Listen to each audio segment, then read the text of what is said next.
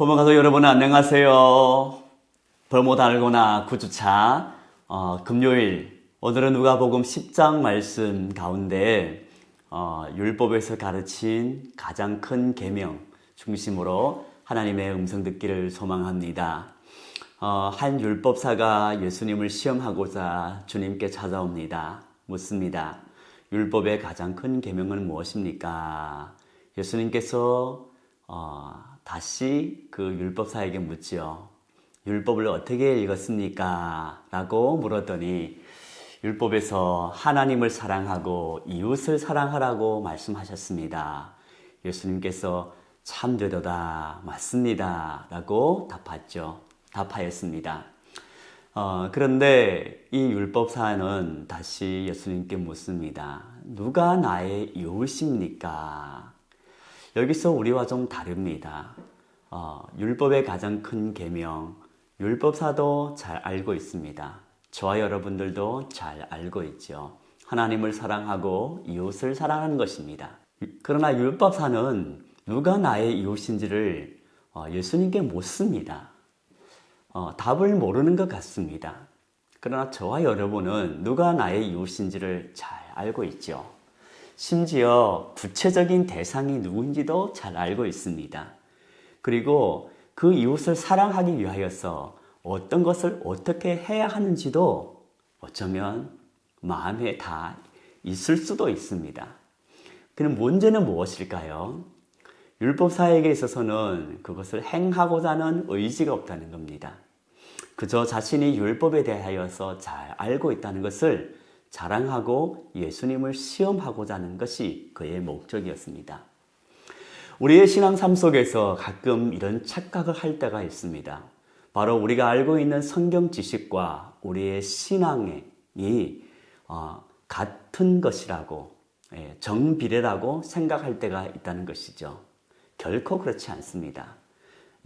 식단을 조절하고 운동하면 건강해진다는 것 누가 모릅니까?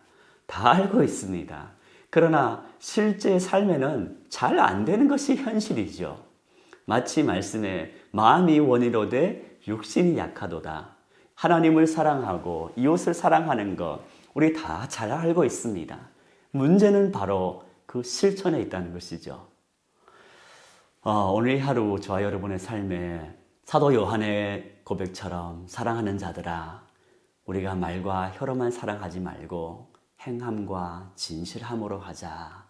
그 말씀 따라서 우리가 거창한 목표보다 그리고 어떤 꿈보다 그 전에 오늘 주어진 이 하루의 삶에 어쩌면 그 짧은 한 15분 또는 10분의 삶에 우리가 할 수 있는 작은 사랑의 실천을 행할 수 있는 저와 여러분 되기를 진심으로 소망합니다. 물론 우리 보모교회에는 주님을 위하여서 봉사하신 분들이 많습니다. 열심히 사랑하고 헌신한 분들이 많습니다.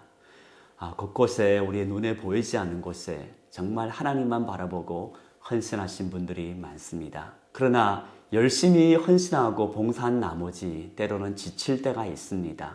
때로는 주변 환경을 봄으로 말미암아 불평이 나올 때도 있는 것이 현실입니다.